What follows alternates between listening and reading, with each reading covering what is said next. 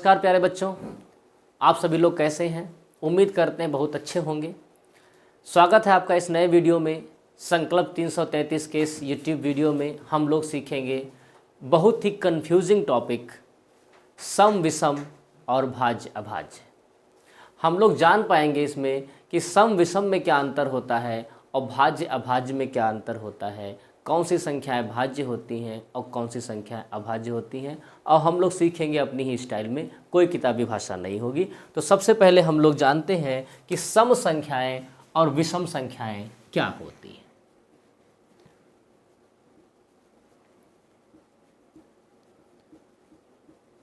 तो बच्चों, सम संख्याएं वो संख्याएं होती हैं जो दो से पूर्णतः कट जाएं, जो दो से पूर्णतः कट जाएं,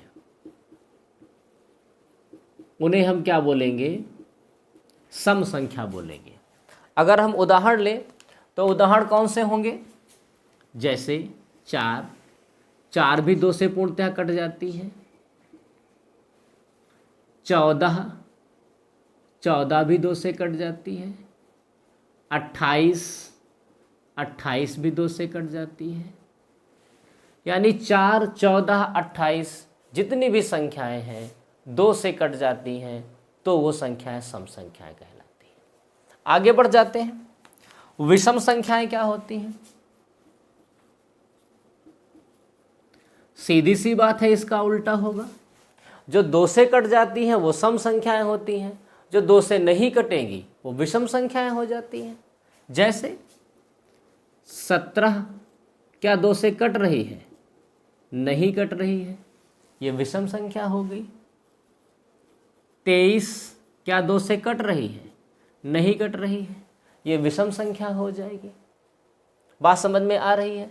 16 दो से कट गई, ये क्या हो जाएगी, ये सम संख्या हो जाएगी।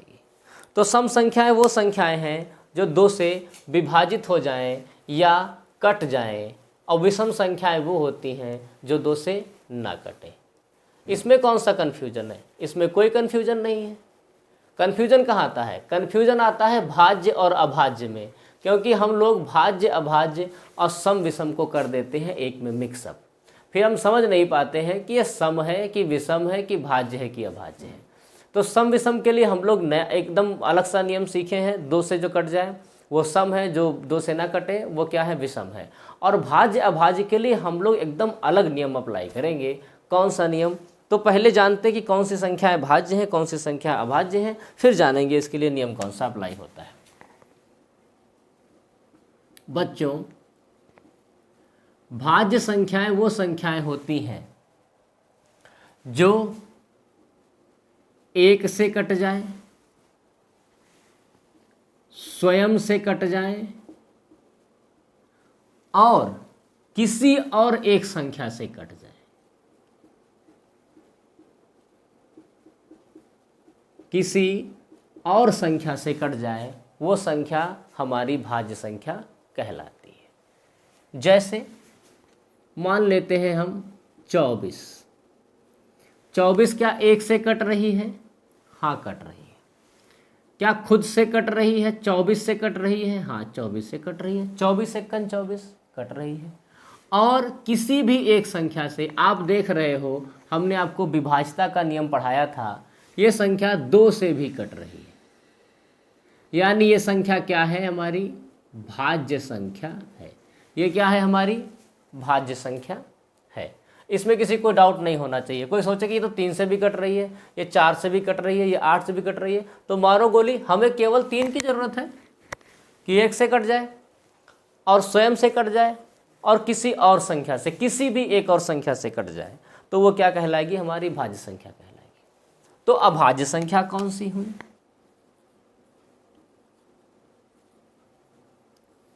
अभाज्य संख्याएं वो संख्याएं होती हैं जो केवल एक से कटें और स्वयं से कटें, इसके अलावा किसी और भी संख्या से न कटें, वो क्या कहलाएंगी, अभाज्य संख्या कहलाएंगी। क्या कहलाएंगी, वो अभाज्य संख्या कहलाएंगी। जैसे हम ले लेते हैं 7 देखिए 7, 7 1 से कट जा रही है और स्वयं से कट जा रही है, इसके अलावा ये किसी से कटने वाली नहीं है। तो ये संख्या क्या हुई? अभाज्य संख्या हुई। जैसे 9, 9 1 से कट जा रही है, स्वयं से कट जा रही है, लेकिन ये 3 से भी कट जा रही है, इसलिए ये भाज्य संख्या है, ये अभाज्य नहीं है। ये अभाज्य नहीं है, ये क्या है? ये हमारी भाज्य संख्या है। उम्मीद करता हूँ ये बात समझ में आप लोगों को आ रही होगी, लेकिन अलग अलग पढ़ने में कोई दिक्कत नहीं है, हम आपको समझा रहे हैं, कोई दिक्कत नहीं है।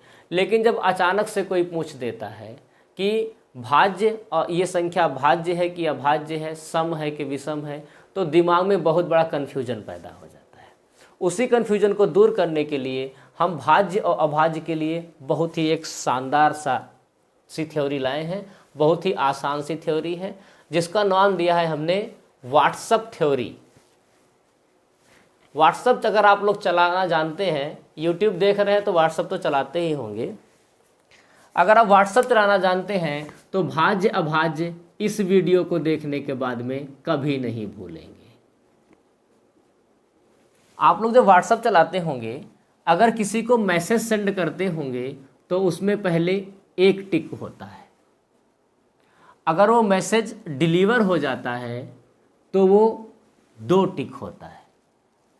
अगर वो मैसेज सीन कर लेता है तो हालांकि ये ब्लू हो जाता है, लेकिन ब्लू को हम लोग तीसरा टिक मान लेंगे। ठीक है। अगर मैसेज आपने सेंड किया, सेंट हो गया तो सिंगल टिक हुआ। अगर वहाँ डिलीवर हो गया, वो भाई साहब जो है उनका जो है फ़ोन में नेट ऑन है तो वो डिलीवर शो करता है तो डबल टिक हो जाता है। अगर उन्होंने आपका मैसेज खोल करके पढ़ लिया तो ये दोनों जो हैं वो ब्लू हो जाते हैं। ब्लू वाले को हम मान लेते हैं कि ये तीसरा टिक है। अब ये कैसे काम आएगा, ध्यान से सुनिए।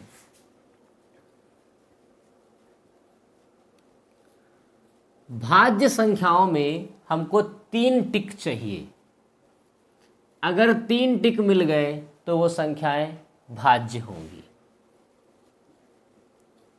अभाज्य संख्याओं में हमको 2 टिक चाहिए, यानी 2 टिक अगर मिले तो वो संख्याएं अभाज्य रहेंगी। अगर तीसरा टिक मिल गया तो संख्याएं भाज्य हो जाएंगी। चलो इस थ्योरी को अप्लाई करते हैं, बहुत ही मज़ेदार तरीके से पढ़ेंगे हम लोग। जैसे उदाहरण ले लेते हैं हम लोग 24। चेक करना है कि 24 हमारी भाज्य है कि अभाज्य है। टिक, टिक का मतलब है किसी से कटना। 1 से कट जा रही है ये, यानी 1 टिक मिल गया।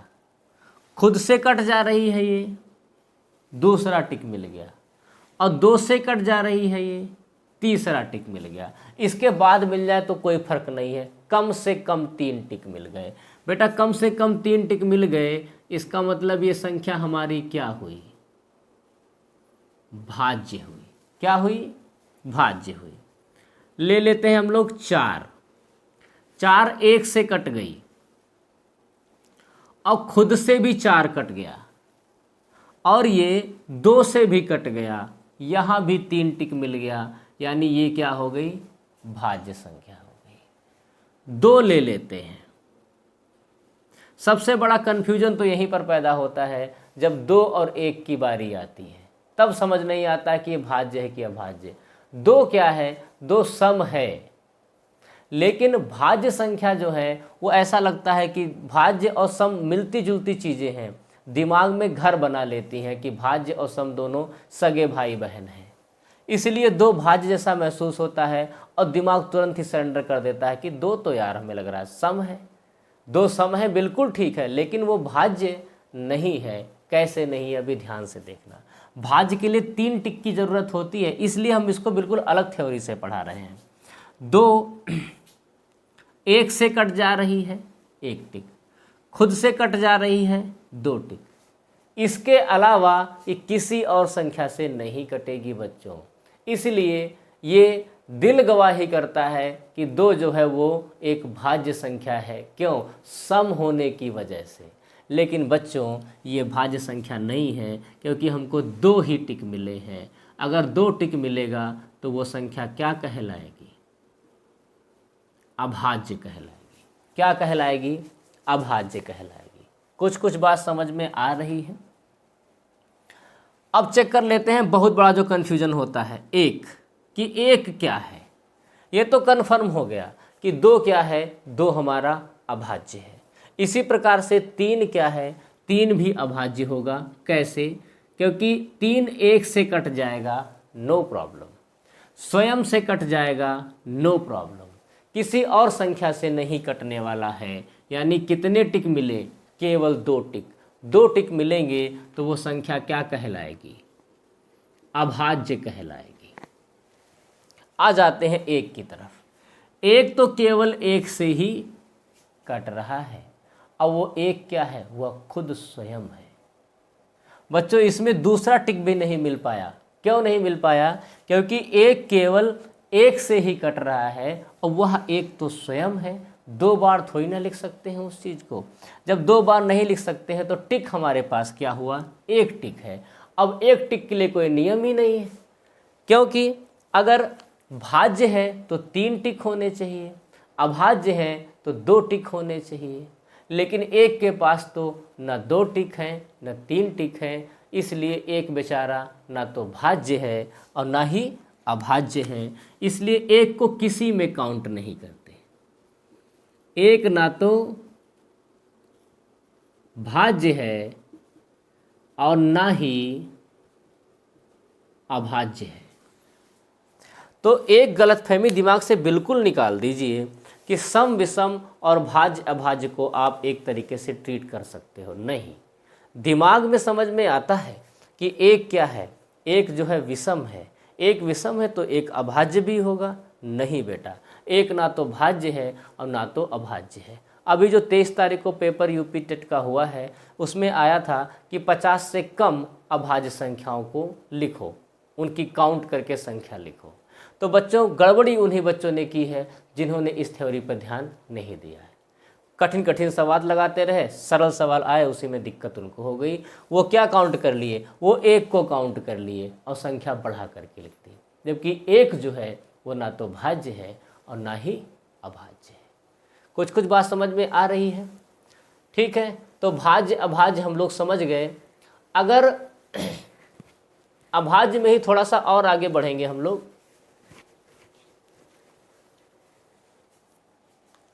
जैसे 43 क्या है, भाज्य है कि अभाज्य है? तो सीधी सी बात है, ये 1 से तो कटेगा ही, स्वयं से तो कटेगा ही। अब चेक करें किसी से कट रहा है कि नहीं कट रहा है। तो पहले 2 से चेक करें, फिर 3 से चेक करें, फिर 5 से चेक करें, फिर क्या 7 से चेक करें, फिर 11 से चेक करें, फिर 13 से चेक करें, है ना, फिर 17 से चेक करें, फिर 19 से चेक करें, ऐसे क्या 43 तक चेक करें। हमारे कहने का मतलब है अगर कोई बड़ी अभाज्य संख्या आ जाए तो उसको चेक करने के लिए कभी क्या होती है, बहुत बड़ी संख्याएं हो जाती हैं। जैसे 241 डायरेक्ट कटने वाली होती हैं, वो सीधे सीधे 59 से कटती हैं जाकर के, या वो 31 से कटती हैं जाकर के, या वो 61 से कटती हैं जाकर के। अगर इससे कटेंगी तो क्या हम 1 से लेकर के 59 तक चेक करेंगे उन संख्याओं को? क्या हम 1 से लेकर 31 तक चेक करेंगे उन संख्याओं को? ये तो बहुत टाइम लग जाएगा इनको चेक करने में, तीसरा टिक पाने में, क्योंकि 2 टिक तो मिल ही जाएंगे बड़ी संख्याओं में। 1 से तो कट ही रही है, दूसरा क्या है, जैसे इसी का एग्जाम्पल ले लें, 1 से तो कट रही है, खुद से तो कट रही है। अब 241 तक चेक करें क्या? क्योंकि हो सकता है हम मानते हैं कि 2 से नहीं कट रही है, 4 1 5 5 2 7, 3 से नहीं कट रही है, 5 से नहीं कट रही है, ठीक है, 7 से भाग करके देख लेंगे या इसका स्क्वायर करके घटा के देख लेंगे, 7 से नहीं कट रही है ना। अब इसको कहाँ तक ले जाएं? हो सकता है ये 61 से कट जाए, हो सकता है ये 59 से कट जाए, तो क्या उसको वहाँ तक चेक करें? 31 से कट जाए, 41 से कट जाए, 43 से कट जाए, क्या सब संख्याओं को चेक करते रहें? नहीं बच्चों, बड़ी संख्याओं को चेक करना है कि वो अभाज्य हैं या नहीं, उनको चेक करने का बहुत ही आसान तरीका है। बड़ी से बड़ी संख्याओं को आप चेक करके बता सकते हो। कैसे बता सकते हो? जो भी संख्या लिखी हुई है इसके जस्ट आगे वाला आप एक वर्ग देख लीजिए। देखिए, अगर आप गणित को समझना चाहते हैं, अच्छे से सीखना चाहते हैं, तो आप लोगों को सलाह है कम से कम 30 तक का वर्ग याद कर डालिए और कम से कम 20 तक का घन याद कर डालिए। ये वर्ग और घन केवल आपके गणित में ही काम नहीं आएंगे, आपके रीजनिंग में भी बहुत ज़्यादा काम आते हैं। जब श्रेणी वगैरह पढ़ेंगे हम लोग, सीरीज पढ़ेंगे, तो वहाँ पे बहुत ज़्यादा काम आते हैं। तो ये 30 तक का वर्ग तो कम से कम बता रहे हैं, आगे याद कर रहे हैं तो बहुत अच्छी बात है। 30 तक का वर्ग याद कर डालिए और 20 तक का घन याद कर डालिए। आते हैं हम लोग वापस टॉपिक पर। जैसे 241 चेक करना है या अभाज्य संख्या है कि नहीं। डर इसी बात का है कि कहीं 59, 61 ऐसी संख्याओं से न कट रहा हो, तो क्या वहाँ तक चेक करें? वहाँ तक चेक करने की ज़रूरत नहीं है हम लोगों को। हम लोग क्या चेक करते हैं? हम लोग इसके जस्ट आगे की एक ऐसी संख्या ढूंढते हैं जो कि एक वर्ग के रूप में है। 241 के आगे की संख्या अगर हम ढूंढें तो क्या 256 इसके आगे की संख्या होगी।